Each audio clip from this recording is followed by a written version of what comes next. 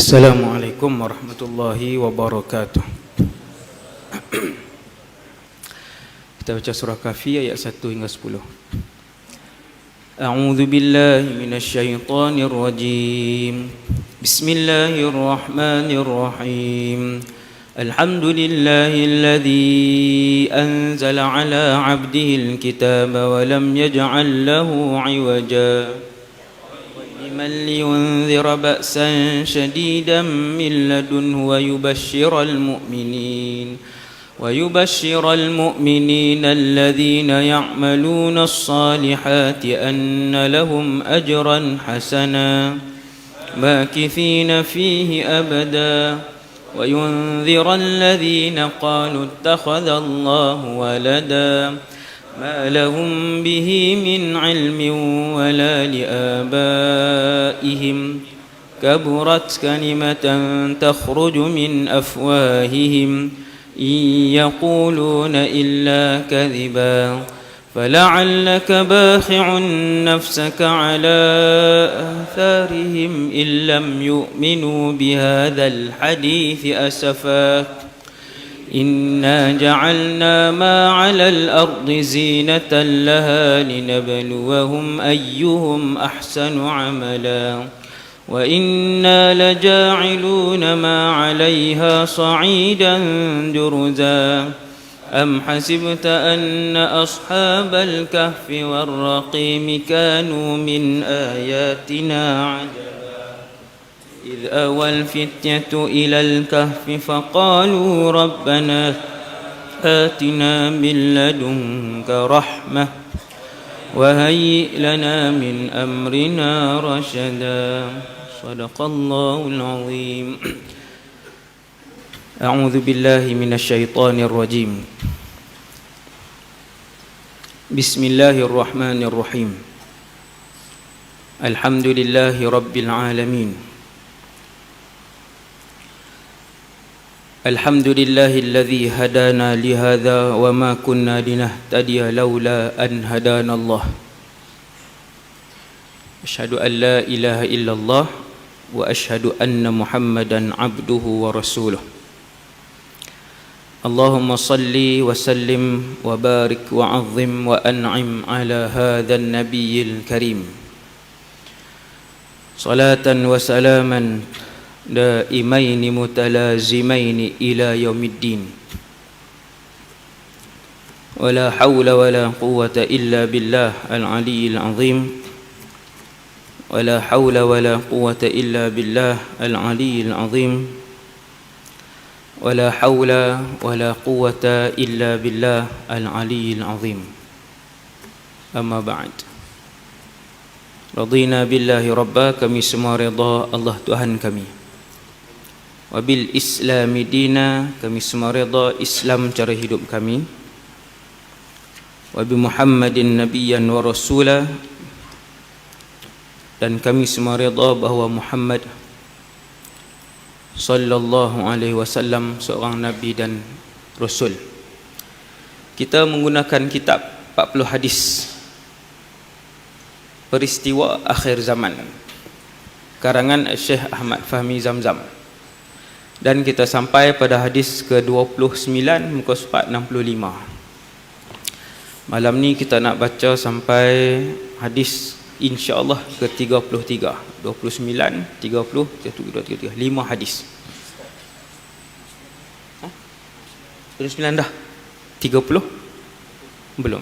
Hadis 30. Hadis 30 muka surat 66. Kesemua hadis-hadis dalam buku kecil ini menceritakan tentang tanda-tanda kecil kiamat yang kebanyakannya telah pun dibahaskan oleh ustaz-ustaz lah. Hadis yang kita nak baca malam ni 4 hadis ni ataupun 5 hadis yang ke-34. Kesemua ni hadis-hadis yang masyhur yang lagi kita baca. Saya hurai secara ringkas, tuan-tuan semua dah pernah dengar dah hadis ni insya-Allah melalui ceramah-ceramah lah. Hadis 30 dari tajuk yang ditulis oleh Syekh Ahmad Fahmi, peperangan di sekitar Sungai Furat, Iraq, kerana merebutkan kekayaan. Orang rajin mengaji, dia dengar tajuk ni, dia tahu. Kerana merebutkan kekayaan di Sungai Furat. Bismillahirrahmanirrahim. Kita baca hadis bersama.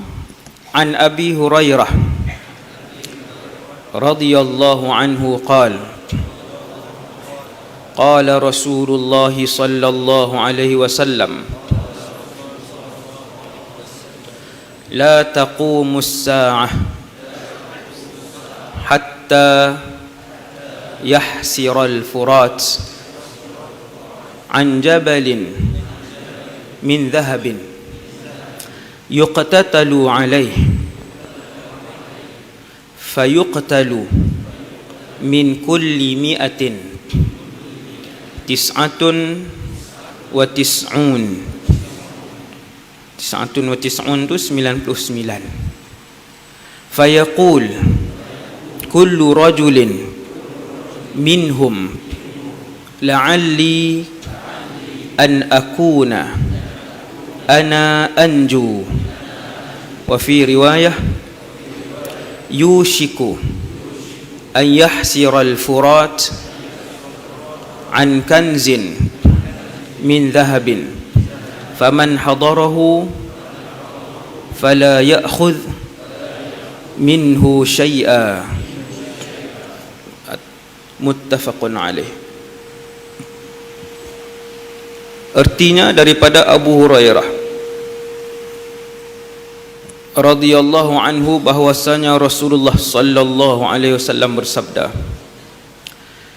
tidak terjadi hari kiamat sehingga Sungai Furat, iaitu sungai yang ada di Iraq, menjadi surut airnya sehingga kelihatan sebuah gunung dari emas. Ramai orang yang terbunuh kerana merebutkannya, maka terbunuhlah 99 daripada 100 orang yang berperang, dan masing-masing yang terlibat berkata, mudah-mudahan akulah orang yang terselamat itu. Dan dalam riwayat lain disebutkan, sudah dekat suatu masa di mana Sungai Furat akan menjadi surut airnya, lalu kelihatan perbendaharaan dari emas. Maka siapa saja yang hadir di situ, janganlah ia mengambil sesuatu pun dari harta itu. Hadis ni jelas dan selalu dibaca, telah pun masyhur di karangan kita. Kita tengok daripada atas balik, kita tengok terjemahan dia. Sebelum kita tengok keterangan muka surat 67 yang ringkas tadi, yang ditulis dihurai oleh Syekh Fahmi, pengumpul hadis kitab ni, kita tengok dulu setiap baris yang ada daripada atas tu. Daripada Abu Hurairah, sahabat Nabi yang masyhur, Abdul Rahman ibn Sakhar.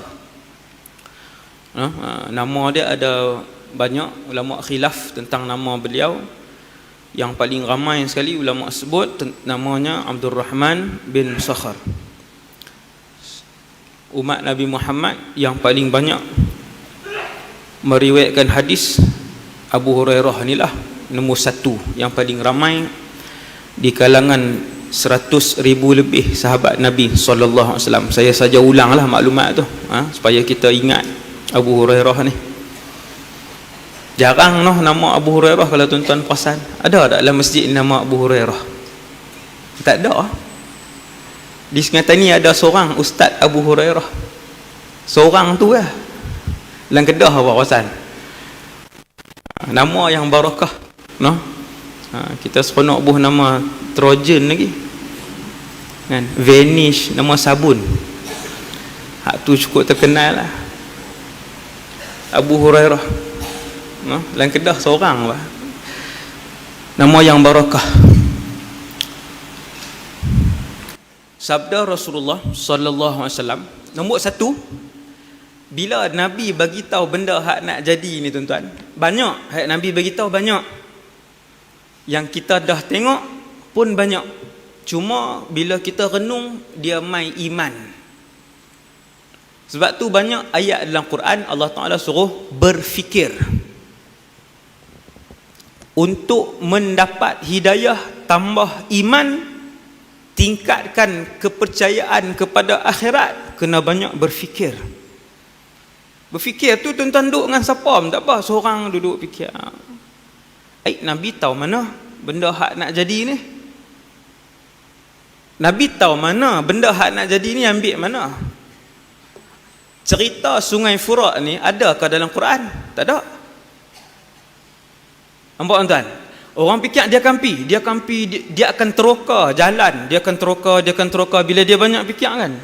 Cerita Furat ni ada tak dalam Quran? Jawapan dia, tak ada. Nabi ambil mana? Wahyu ke? Kan? Semua tu adalah wahyu yang disampaikan sama ada terus oleh Jibril alaihissalam, nak bakat Jibril yang buat mai, ataupun Nabi dapat daripada Allah Subhanahu Wa Taala secara terus. Satu.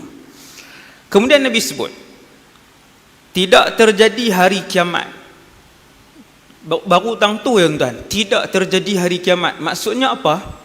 Maksudnya bumi ni akan kiamat. Bukan bumi, alam ini. Tuan-tuan berhenti lagi. Ni yang seronok, berfikir ni seronok. Bila tuan-tuan baca hadis, jangan baca berhenti. Maksudnya bumi ni, dunia ini, alam ini akan kiamat. Tak ada lagi matahari, tiada lagi planet, bukit, sungai, laut, bumi, bintang, tak ada. Semua itu tidak akan dilihat buat selama-lamanya. Fikir dalam sikit tidak akan lagi dilihat buat selama-lamanya. Lepas tu nak sayang buat apa? Nampak dia pergi tu. Kenapa perlu dikejar dan dicintai nikmat alam ini? Nampak dia pergi. Baru baca kepala hadis je, tidak akan terjadi kiamat. Oh, maksudnya kiamat ni mesti jadi. Mesti jadi. Nombor dua, bila Nabi sebut tidak akan terjadi kiamat, ada ulama terjemah sudah dekat masa kiamat. Maksudnya sudah dekat. Sebab yang akan tengok kiamat ni umat Nabi Muhammad sallallahu alaihi wasallam, no? Had kurun mana wallahu a'lam, tapi pasti umat Nabi Muhammad, tak ada khilaf. Yang akan tengok kiamat dengan mata kepala ni ialah umat Nabi Muhammad. Itu tak ada khilaf. No, kalau orang kata ustaz ada qaul umat Nabi Yusuf ni macam mana kan? Ihak tu boleh angkat tak ulang kolah tu. Yang tu tak ada khilaf. Tuan-tuan mai mengaji kita tahu benda apa hak ada khilaf, benda apa hak tak ada khilaf. Hak akan tengok kiamat sebahagian daripada umat Nabi Muhammad. Ada qaul umat Nabi lain? Takkan. Takkan. Mustahil lah, mustahil. Walaupun Nabi Isa hidup zaman umat Nabi Muhammad, ada kemungkinan tak Nabi Isa melihat kiamat? Orang belajar boleh jawab. Ada kemungkinan tak Nabi Isa memang akan hidup ni zaman ni, bukan akan hidup. Akan hidup lah, betul lah. Dia bukan dilahirkan, dia akan turun. Ada kemungkinankah Nabi Isa akan melihat kiamat? Jawapan dia tidak.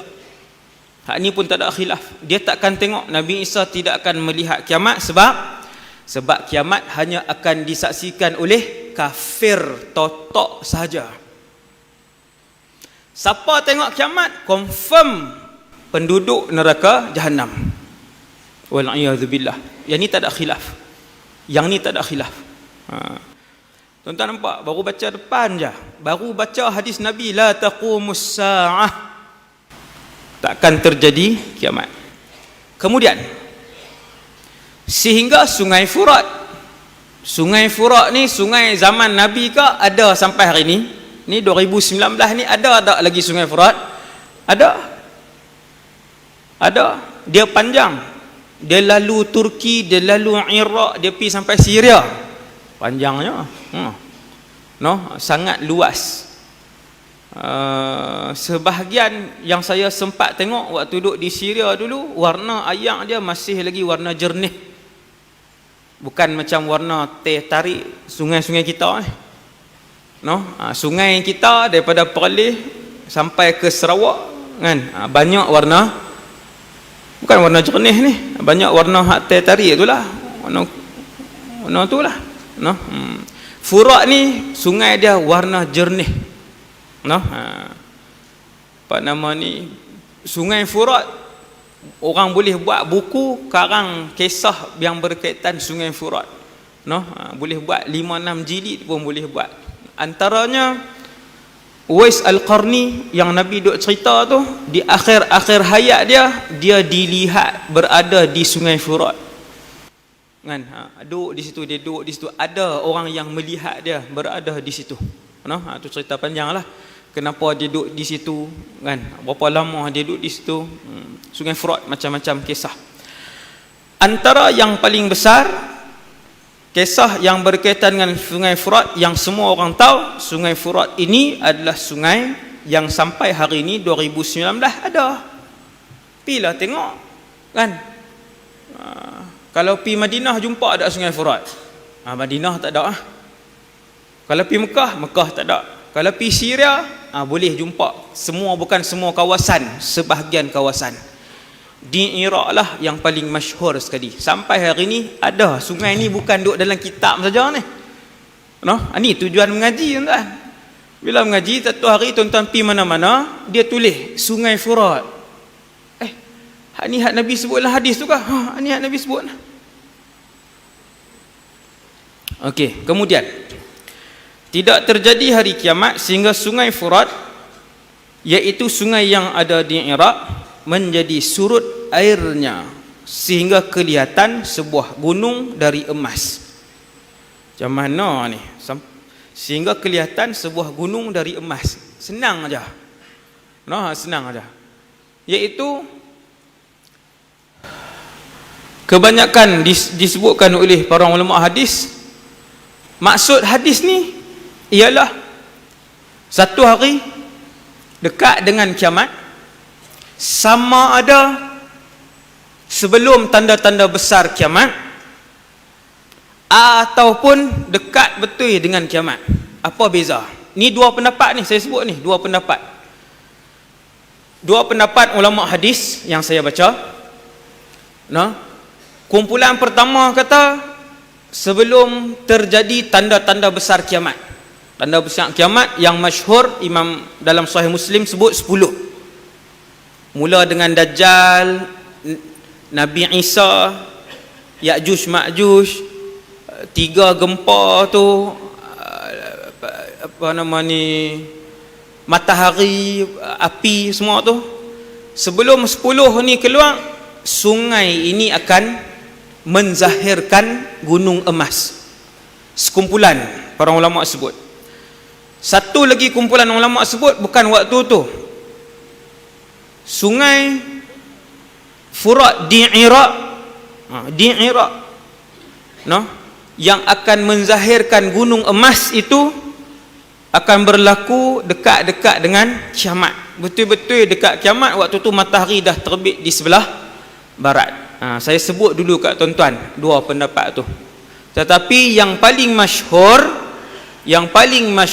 pendapat yang paling masyhur, gunung emas ini akan kelihatan sebelum tanda besar kiamat.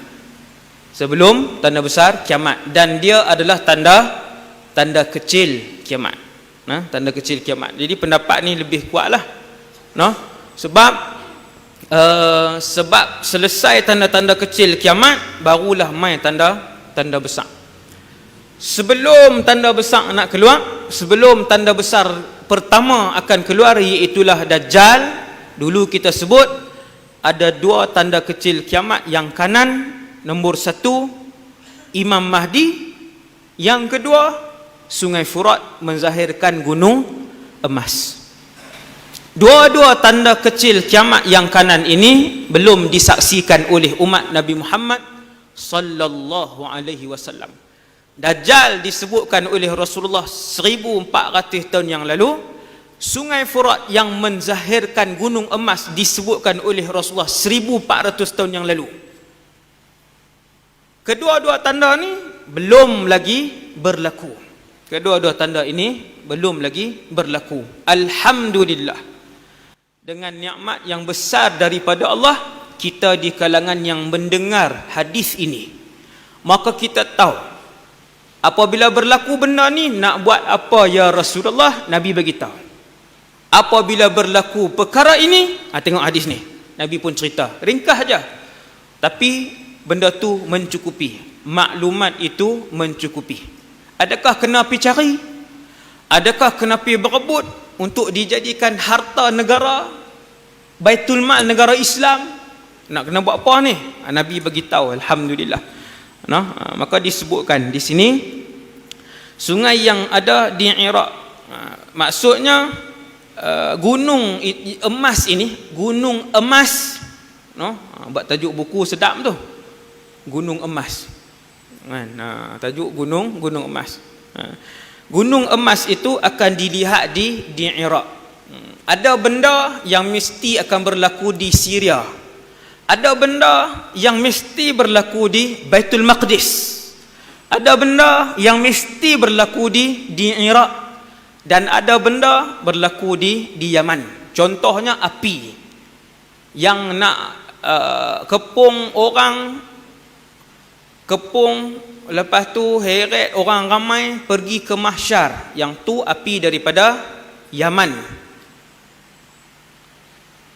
Nabi Isa akan turun. Yang tu exactly di Syria, di Dimashq. Mesti Dimashq. Pusat pemerintahan Imam Mahdi, ibu negara umat Islam, Baitul Maqdis. Gunung emas tak berlaku di Mesir. Gunung emas tak berlaku di Syria. Gunung emas tak terzahir di Palestin. Gunung emas itu tak terzahir di Mekah dan Madinah. Gunung emas itu mesti di Iraq. Ini orang belajar saja. Tuan-tuan, hanya orang belajar saja. Berlaku satu benda, lepas kata keluar dah ni, gunung emas keluar dah. Kat mana? Bukit Jernih. Ini kan main mengaji kedok malam tu. Dia main rakam saja. Kan, lepas tu dia tinggal. Kan, sekali nak main ambil rakaman tu. Itulah kan, orang suruh main duduk. Tak kira lah niat apa pun, main duduk malaikat tetap mendoakan hak duduk dalam ni. Niat apa pun, niat singgah aja pun Allah Taala suruh tulis dia duduk sekali. Subhanallah. Kemudian kita tengok, mesti di Iraq. Imam Mahdi akan dibai'ah mesti di Mekah. Dia tak boleh di Madinah, dia tak boleh di KLCC, dia tak boleh di Jakarta, dia tak boleh di Mesir, dia mesti Mekah. Nampak tak? Ni benda yang ni hak tak ada khilaf lah. Yang ni yang tak ada khilaf. Yang bila kita sebut tang mana benda ni berlaku, dia mesti tang tu. Ada yang ada khilaf, ada yang tiada, yang tidak ada perbezaan pendapat. Kemudian sungai yang ada di Iraq menjadi surut airnya. Surut ni kiasan ke hakikat? Semua ulama sebut hakikat. Adalah pendapat terpencil kata gunung emas tu petrol. Memang Iraq antara pengeluar terbesar dunia, 5 di kalangan yang terbesar dunia dululah zaman Saddam Hussein. Top 5 ataupun top 10 Iraq antara yang paling besar di dunia yang keluar minyak. Ada pendapat terpencil, tetapi pendapat tu ditolak oleh kebanyakan para ulama. Yang ulama sebut bila Nabi kata ayat dia surut ni hakikat ke kiasan? Hakikat. Furat tu memang sungai, dan sungai itu akan surut sebahagian, bukan semua, sebahagian tempat. Dan tempat yang akan dilihat gunung emas itu, kawasan tu akan surut. Surut macam mana Ustaz? Surut lah, ayat tak ada. Tang tua yang yang tak ada. Nabi kata sehingga kelihatan sebuah gunung dari emas. Kita dengar malam ni pun pakat teringin dah nak pi. Bukan semualah. Pakat tanya diri masing-masing. Siapa tak sat bila saya sebut naik gunung emas, oi dia duk bayang dah. Ai kalau pi ambil seketui tak apa dah. Dia sebut dah sat ni. Dalam hati dah. Dia kata kalau boleh ambil seketui baliklah. Kan? Manusia ni kalau berdiri depan gunung emas, dia ambil seketui dia puas kah? Abang siap-siap. Tidak saya dan tidak tuan-tuan. Dia takkan balik. Dia takkan balik bila dia dapat seketul pun dia takkan balik. Yang ni sumpah Rasulullah sallallahu alaihi wasallam bahawa manusia ni, tuan-tuan tengoklah orang kaya mana pun dalam alam ni, bila dia kaya dia nak lagi miskin ke lagi kaya, lagi banyak.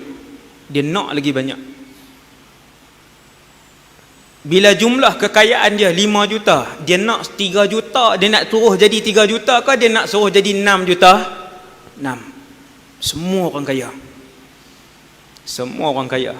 Hak ni Nabi sumpah, Nabi sebut kaedah.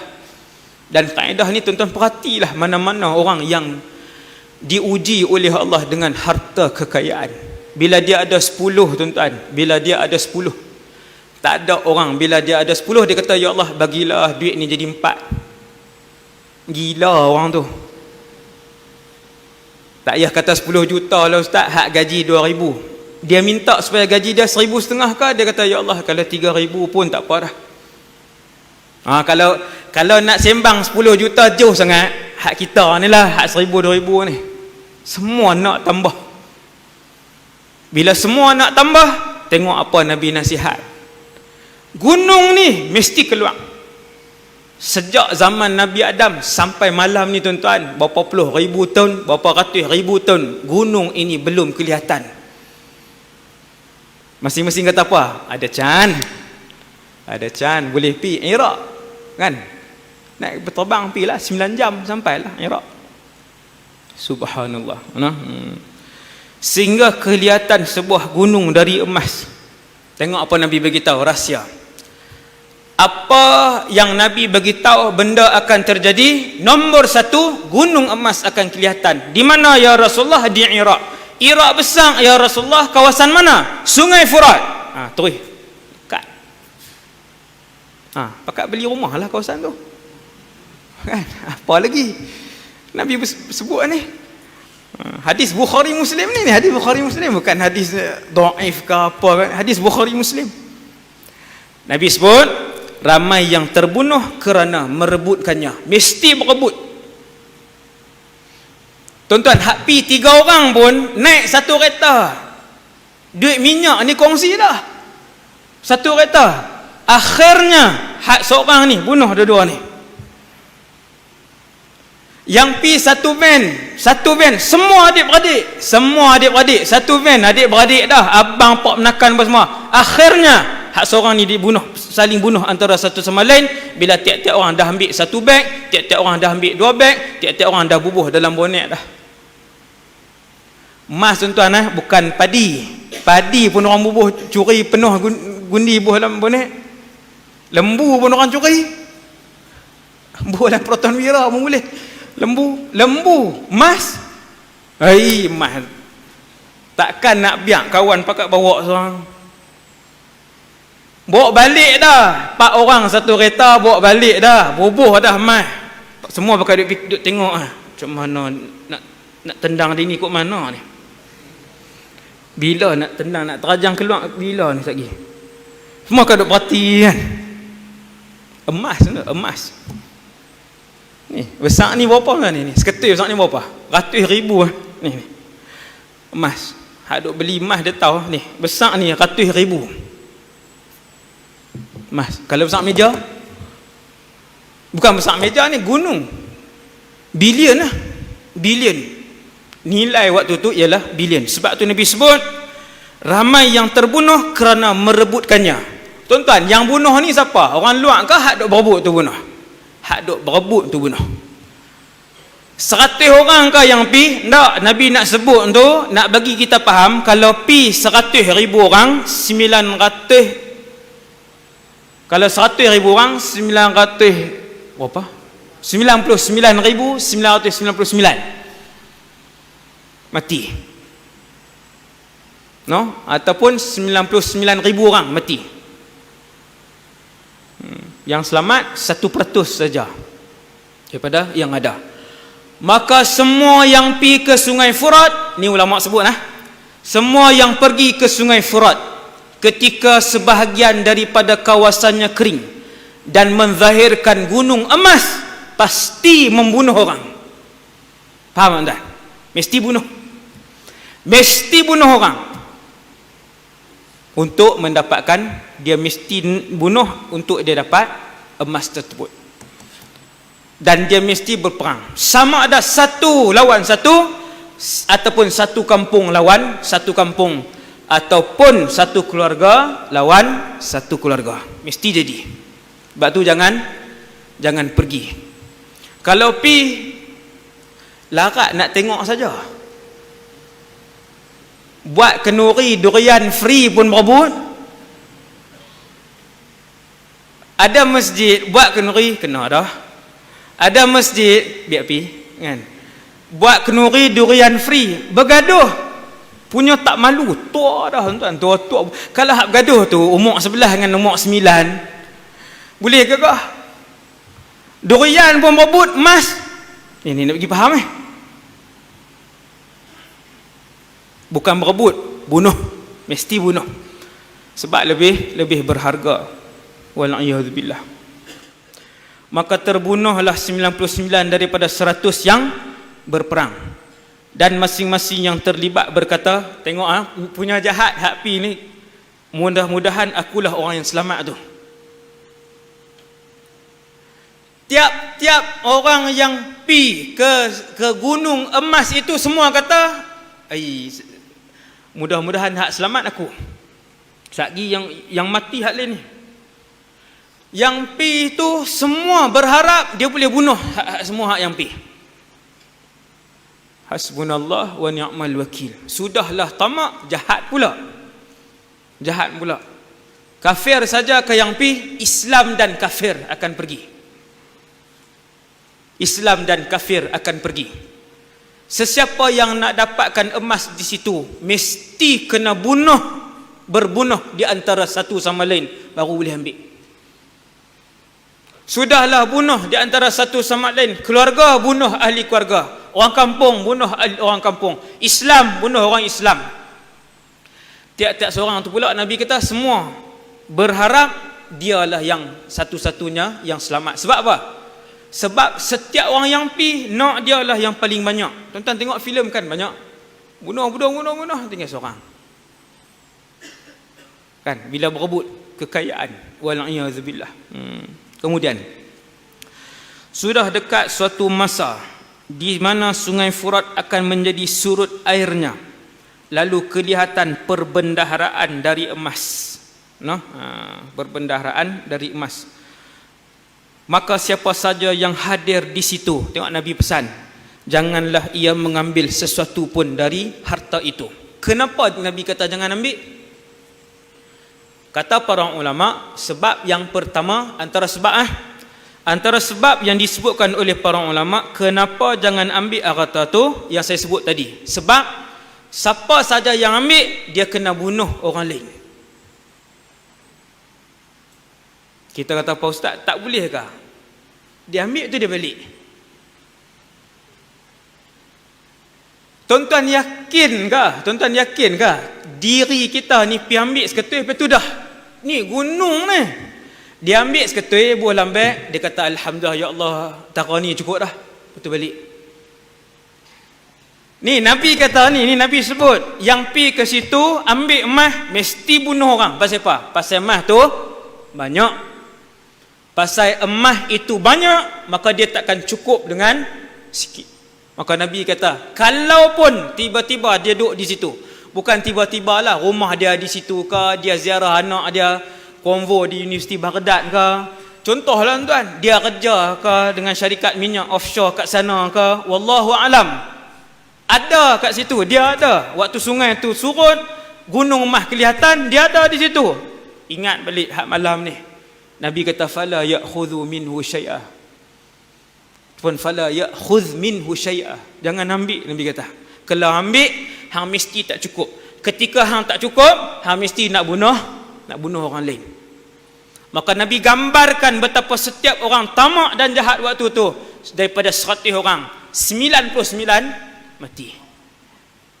Banyak kan? 99 mati ni banyak, bukan 10%. Kalau pi 100 orang balik hidup 90 pun cukup jadi dah. 10 mati tu pun banyak dah. Pi 100 yang balik hidup hanyalah seorang. Banyak mana dia buh dalam kereta dia tahu?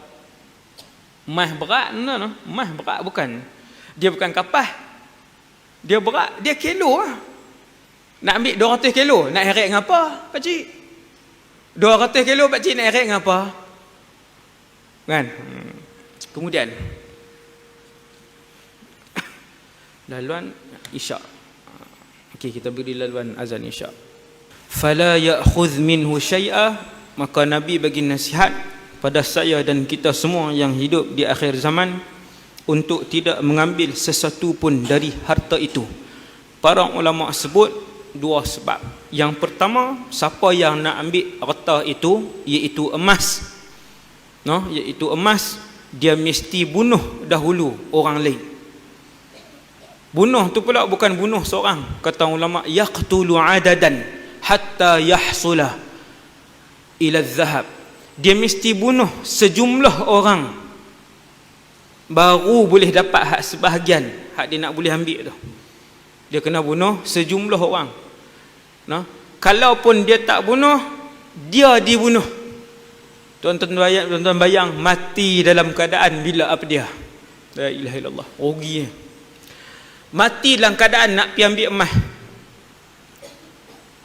Waktu dah sampai depan gunung tu tuan-tuan, kata para ulama, tiap-tiap orang yang sampai di situ kesemuanya berkeinginan untuk bunuh orang lain supaya dia dapat banyak. Mati dalam keadaan dia berkeinginan untuk bunuh orang lain. Nak menghadap Allah macam mana tuan? Nak menghadap Allah macam mana? Bukan 5 tahun menghadap di mahsyar. Lama mahsyar ni benda yang cukup lama. Puluh ribu tahun paling sikit, tempoh yang paling sedikit kan, berpuluh ribu tahun nak tunggu di mahsyar. Mati dalam keadaan apa? Dalam keadaan mempunyai keinginan yang cukup tinggi untuk bunuh orang Islam lain. Sebab tu jangan dekati. Jangan dekati tempat ni. Jangan dekati tempat ni. Kalau dia dapat pun dia mesti bunuh orang. Kalau dia tak dapat, dia dibunuh. Dia dibunuh dalam keadaan dia pun nak bunuh orang lain.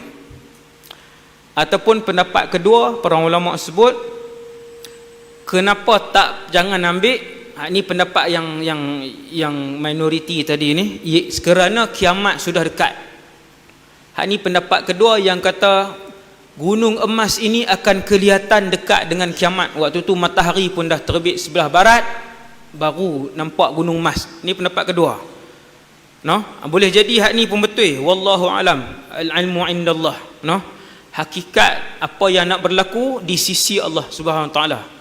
Pendapat kumpulan ulama kedua ni kata dekat dengan kiamat. Matahari naik belah barat dah. Tuan-tuan, matahari naik di sebelah barat dah. Tuan-tuan kan tengok kejadian dia apa lagi?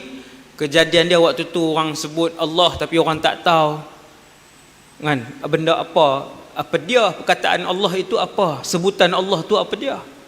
Tahu.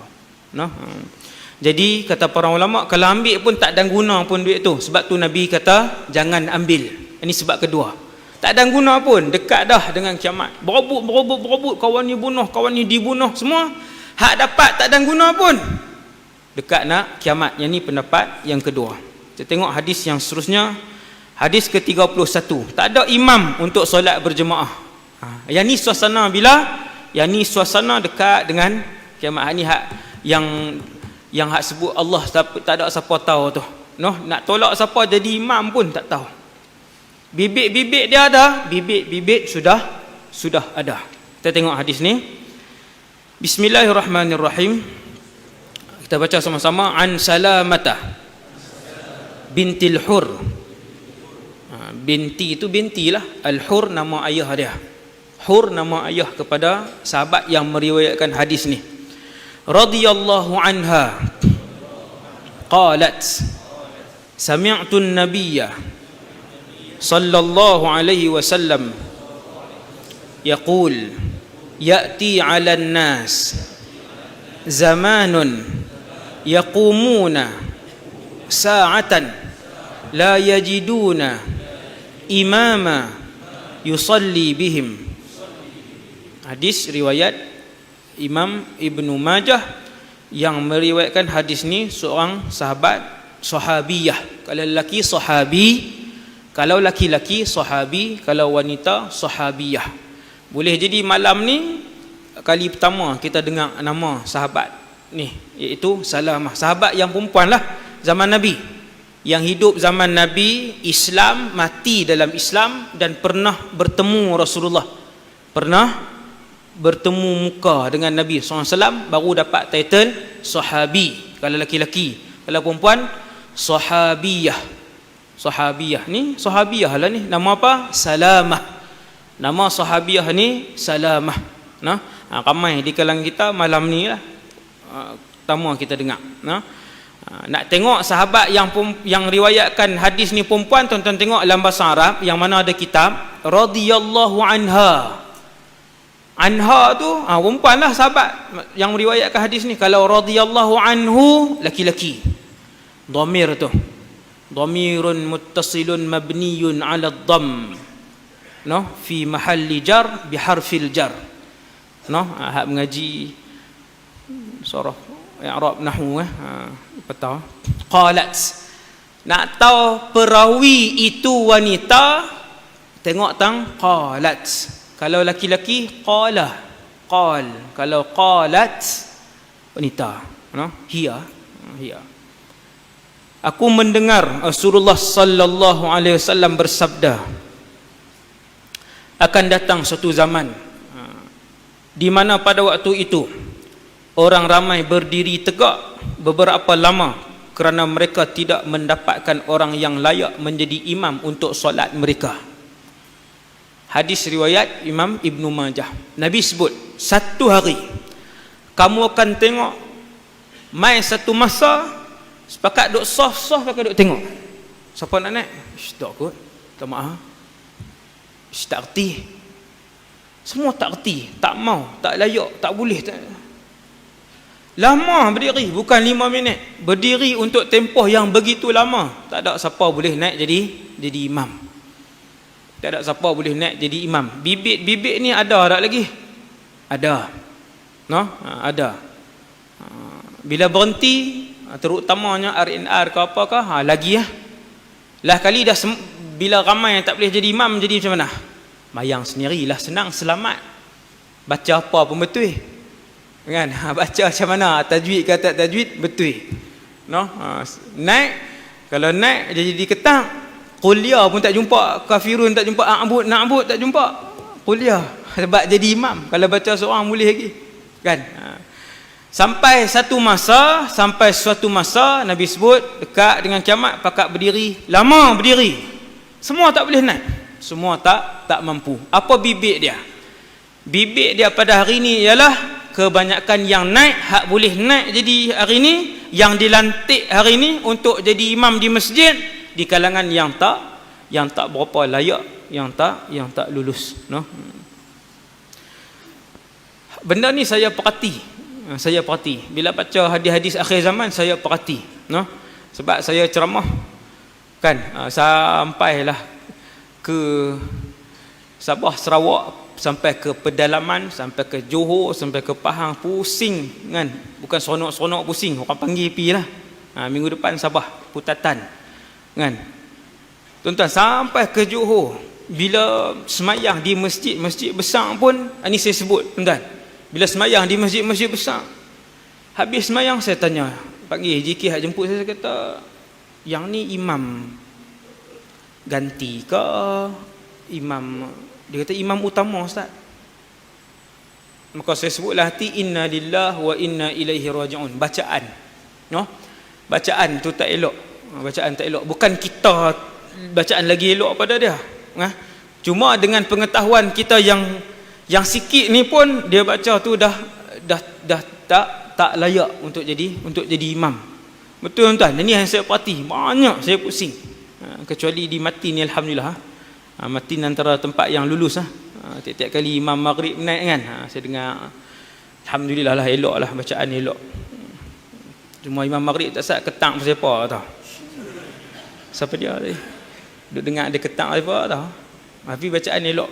Cumanya qiraah Hafiz an Asim markah penuh siratal ladzina an'amta alaihim ghairil maghdubi alaihim waladdallin. Jangan berhenti. Riwayat Hafiz an Asim, siapa yang ngaji qiraat, bacaan dia yang tu saja. Riwayat Hafiz an Asim, bacaan ayat ke-7 surah Fatihah, siratal ladzina an'amta alaihim ghairil maghdubi alaihim waladdallin. Amin. Dia sambung. No, hak mana yang berhenti tidak tepat, tapi tak batal semayang. No, tapi tak batal, tapi tak kurang tepat. Boleh tanya ustaz-ustaz yang ngaji qiraat. Kemudian, no, lah dia main macam tu. Di bibik dia apa dia? Bibik dia kita tengok hak naik. Masjid-masjid besar pun banyak hak naik, hak yang tak layak. Bahkan ada bacaan yang sangat buruk, sangat tak elok. Ada tuan masjid-masjid besar kan, yang bilangan makmum di belakang ramai, tengok bacaan imam, rupanya imam utama. Imam utama. Kita tengok apa Syekh Fahmi sebut. Walaupun secara pasti hari ini kita belum sampai ke tingkatan yang Nabi sebut, betul, tak sampai tahap itu lagi, no? Namun masyarakat kita sekarang sudah menuju ke sana. Banyak masjid-masjid yang tidak mempunyai imam yang benar-benar. Subhanallah, betul, sama hak macam saya sebut tadi. Entah, no? Banyak masjid-masjid tidak mempunyai imam yang benar-benar dapat melaksanakan peranan seorang imam. Betul, no? Saya duk pusing. Satu Malaysia pun bila naik tu kita tengok, macam mana ni imam utama tapi bacaan tak elok. Imam utama tapi bacaan macam tak elok. Kelihatannya masyarakat kita sekarang kurang memberi perhatian kepada ilmu-ilmu syariat. Yang ni maksudnya bibit-bibit untuk melihat hal Nabi sebut tadi ni. Akan berdiri lama sampai 15 minit, setengah jam pakat duduk tunggu. Imam tak ada siapa mau naik jadi imam. Dia akan main zaman tu. Wal a'yadzubillah. Nas'alullah as-salamah. Satu. Yang kedua, apa sebab dia? Bahkan mereka yang berilmu pun ramai yang tidak menghadiri solat berjemaah. Yang ada ilmu tak pi pula dah sembahyang berjemaah. Ini ustaz-ustaz lah, no? Yang ni sangat memalukan lah, tidak menghadiri solat jemaah. Ini kita tengoklah sekeliling kita tuan-tuan. Maka tinggallah orang-orang yang jahil. Hak ni bibit-bibit untuk melihat salah satu daripada tanda kiamat. Umat Nabi Muhammad berdiri sampai setengah jam, tunggu sampai sejam, tak ada hak layak jadi imam. Pasal apa? Pasal hak ada ilmu tidak saleh. Yang ada ilmu tidak saleh. Dia alim tapi dia tak saleh. Lain lah, dua tu lain. Maka bila hak ada ilmu tak main, hak jahil-jahil sajalah yang tinggal. Jahil saja yang tinggal. Kemudian hadis 32, ulama tidak dipedulikan. Hadis ni banyak sangat dah kita sebut. Hadis ni yang ada yang telah lalu pun kita dah baca dah tentang ni, iaitu orang tidak lagi mengikuti para ulama. Bukan tak ikut, lawan pula. Bukan saja lawan, keji pula para ulama. Ni. Ada dah kita dah bahas dah hadis ni, saya baca sikit lah, ya. Kita ambil barakah hadis Nabi SAW. Ulama tidak dipedulikan. Bismillahirrahmanirrahim.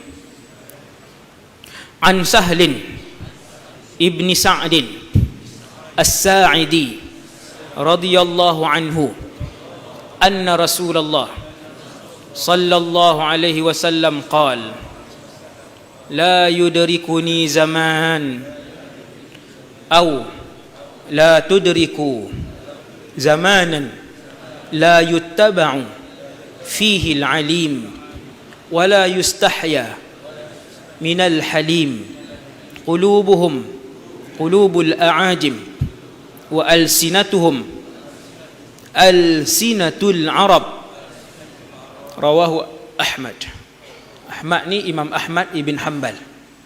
Imam Ahmad ibn Hanbal, pengasas mazhab Hanbali.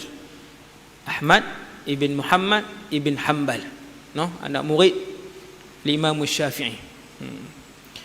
Kenal lah kan? Daripada Sahal bin Sa'ad As-Sa'idi radhiyallahu anhu, bahwasanya Rasulullah sallallahu alaihi wasallam bersabda, ya Allah, kata Nabi, ini Nabi sebut, ya Allah, janganlah engkau pertemukan aku dengan suatu zaman. Zaman apa? Zaman ni kita sebut saat. Subhanallah. Dan mudah-mudahan, Nabi doa untuk sahabat pula. Kamu ni siapa? Sahabat hak duduk depan-depan Nabi waktu tu. Juga tidak bertemu dengan suatu zaman itu. Zaman apa tu ya Rasulullah? Di mana para ulama sudah tidak lagi diikuti. No? Zaman orang berani mengeji para ulama. Bila ulama berkeluar hukum, bila ulama cerita, dia kata tu dia macam anak Tuhan bercakap. Ada komen macam tu? Lebih pada tu hari ni. Ulama buat keluar hukum bukan daripada poket dah, daripada hadis Nabi. Dia kata apa? Dia komen bawah tu macam anak Tuhan cakap. Kita pun tengok ustaz ni bukan cakap daripada poket dia. Dia sampai had Nabi sebut. Ya Allah, Nabi kata, janganlah pertemukan aku dengan zaman itu. Maka kita bagi tahu, ya Rasulullah, kami berada pada zaman itu. Inna lillah wa inna ilaihi raji'un. Ya Allah, janganlah engkau pertemukan aku dengan satu zaman. Mudah-mudahan, Nabi doa pula untuk sahabat, kamu juga tidak bertemu dengan zaman itu. Apa dia? Para ulama tidak lagi diikuti orang yang penyantun.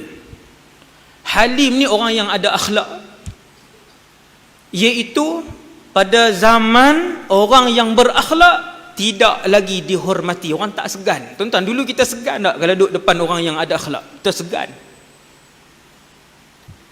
Nak cucuh api rokok depan dia. Hai, tajuk rokok ni ustaz, sensitif ni ustaz. Ni nak cucuh api rokok depan satu orang yang berakhlak, ada adab. Orang yang ada akhlak, tak angkat suara, tak ngumpat orang, tak pernah sakit hati orang, orang beradab, tolong orang. Satu orang ada, tiap-tiap kampung ada seorang dua hak macam ni. Kita duduk depan dia macam mana? Segan. Tak ada nak lipat di rokok, nak lipat rokok tu bubuh bakar duduk cucuh depan dia dak kot. Duk lagi start motor pi jauh sikit baru isap rokok. Pasal apa? Pasal hormat kawan ni. Pasal apa hormat dia ni? Orang thiqah, orang halim Nabi sebut. Halim ni orang yang ada adab, orang baik, orang soleh. Nabi kata sampai satu zaman orang tak malu depan orang soleh. No? Adalah apa pun di depan tu 5-6 orang pun orang-orang yang halim, orang-orang bermaruah, orang-orang yang soleh, orang-orang yang warang, depan sana tu dia duk menari separuh bogel. Ni pensyarah 3-4 orang hak lain tu tak apalah. Ni 3-4 orang hak ada akhlak ni, hak baik apa semua, yang dia pun piduk tang tu buat apa. Hak tu yang pelik juga kan. Jadi buat macam mana majlis macam tu, dia ada dah dia kerja situ. Buat satu majlis besar, kawan pi tu dia elok je duk golek depan tu. Malu ke orang hari ni? Tak, dia tak segan. Dia tak segan depan siapa pun. Bahkan lebih daripada tu, orang-orang yang halim ini, yang ulama ini dikeji depan orang ramai pun orang tak kira. Nabi kata, ya Allah, jangan pertemukan aku dengan zaman itu. Inna lillahi wa inna ilaihi raji'un. Kemudian, di mana para ulama tak lagi diikuti dan orang penyantun, orang yang berakhlak, beradab sudah lagi tidak dihiraukan. Hati mereka seperti hati orang ajam dari segi fasik, lidah mereka seperti lidah orang Arab dari segi apa? Dari segi fasih, bukan dia cakap bahasa Arab tak, fasih. Noh, orang hak tak malu ni. Yang terakhir malam ni, hadis yang terakhir malam ni, hadis 33. Hak ni pun kita dah hurai dalam hadis yang lalu ada dah, iaitu Islam tinggal nama saja. Bismillahirrahmanirrahim.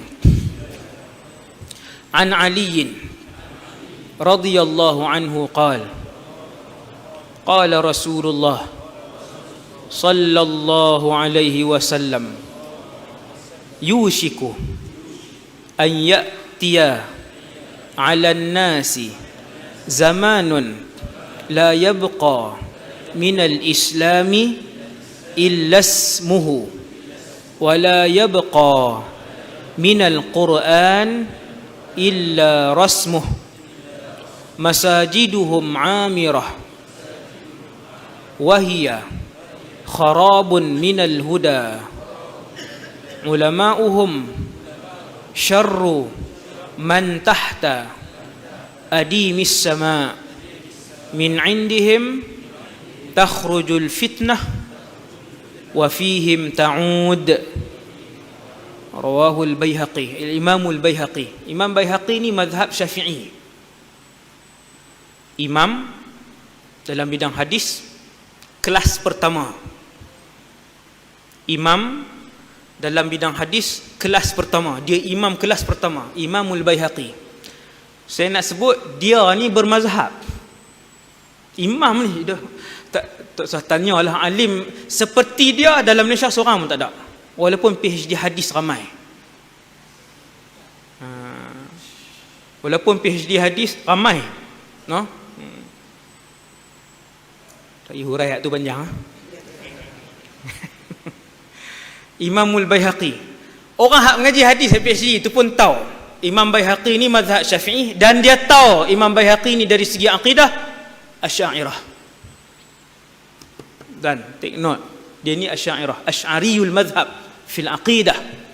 Dari segi akidah yang disesatkan oleh ulama-ulama Wahabi.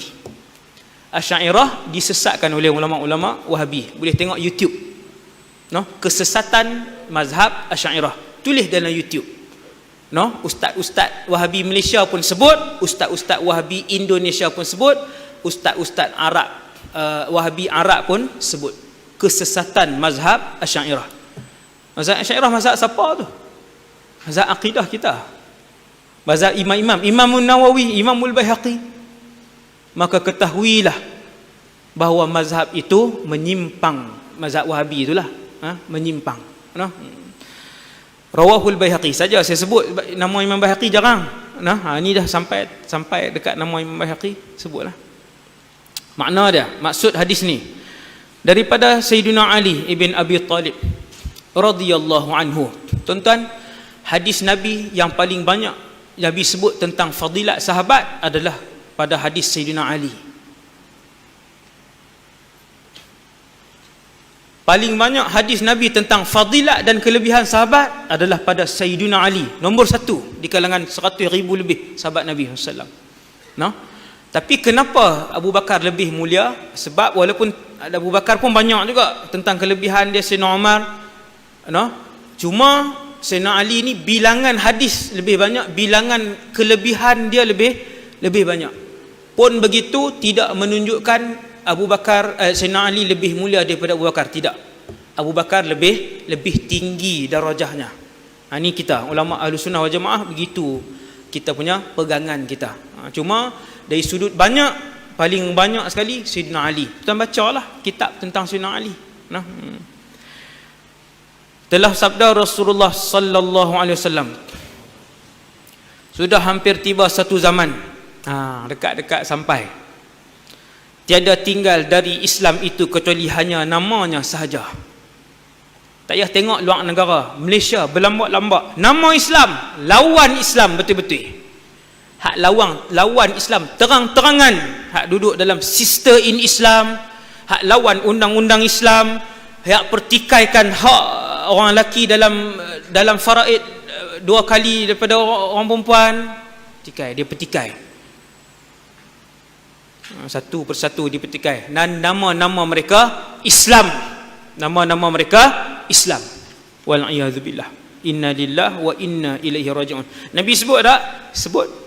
Nabi kata sampai satu masa tidak tinggal dari Islam kecuali hanya namanya sahaja, dan tiada tinggal dari Quran kecuali hanya tulisannya sahaja. Maksudnya, kata para ulama, sebagian ulama sebut tidak lagi diamalkan.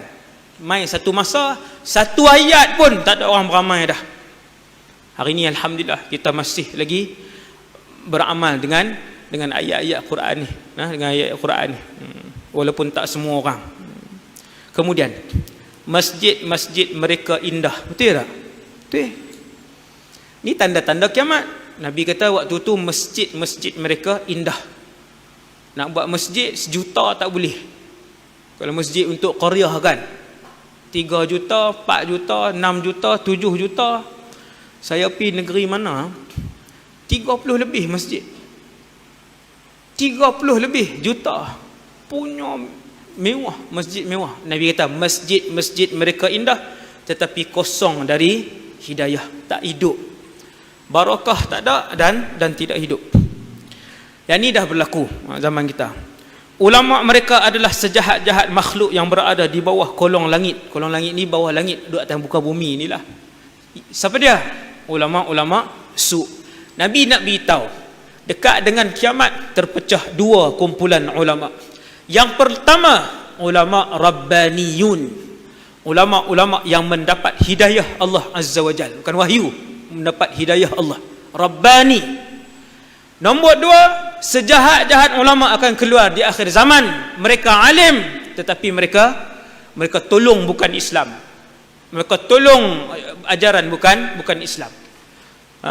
Alim tapi dia yang menghina Islam. Hak ni dah ada. Ni sejahat-jahat makhluk yang Nabi sebut ni. Maka pohon dengan Allah tiap-tiap hari, ya Allah, tunjukkan kepada kami ulama-ulama yang saleh, yang benar, untuk kami ikut, ya Allah. Siapa nak terang isi kandung Quran dan hadis kalau bukan ulama-ulama yang saleh, yang rabbani? Mesti ulama. Allah yang cipta alam dan Allah yang tahu apa yang Allah nak. Ketika Allah tahu apa yang Allah nak, ketika Allah nak arahkan manusia buat apa yang dia nak, Allah pilih di kalangan manusia Rasul. Hari ini Rasul dah tak ada, 2019. Siapa yang nak tolong terang apa yang Allah nak dalam Quran dan apa yang Allah maksudkan dalam hadis Nabi SAW? Jawapan dia, tinggal ulama saja. Ulama pula Nabi sebut akhir zaman ada 2, hati-hati. Ulama su dengan ulama rabbani. Minta dengan Allah, ya Allah, tunjuk kepada kami ulama-ulama yang diberikan hidayah olehmu, ya Allah. Dari mereka keluarnya fitnah, dari ulama su ni, dan kepada mereka fitnah itu kembali. Walhamdulillahirabbil alamin. Sekadar dulu untuk malam ni, yang baik daripada Allah, yang lemah dan kurang daripada diri saya sendiri. Aqulu qali hadza astaghfirullahal azim li wa lakum. Bismillahirrahmanirrahim. Alhamdulillahirabbil alamin, wassalatu wassalam ala asyrafil anbiya'i wal mursalin wa ala alihi wa sahbihi ajma'in. Allahumma 'allimna ma yanfa'una. Ya Allah, ajarkanlah ilmu yang bermanfaat kepada kami. Wanfa'na bima 'allamtana. Ya Allah, manfaatkanlah ilmu yang kau telah curahkan kepada kami pada malam ni. Wazidna ilman wa amalan wa ikhlasan fi hayatina. Ya Allah, tambahkanlah ilmu, amal dan keikhlasan dalam kehidupan kami. Wa sallallahu ala sayidina Muhammad wa ala alihi wa sahbihi. Alhamdulillahirabbil alamin.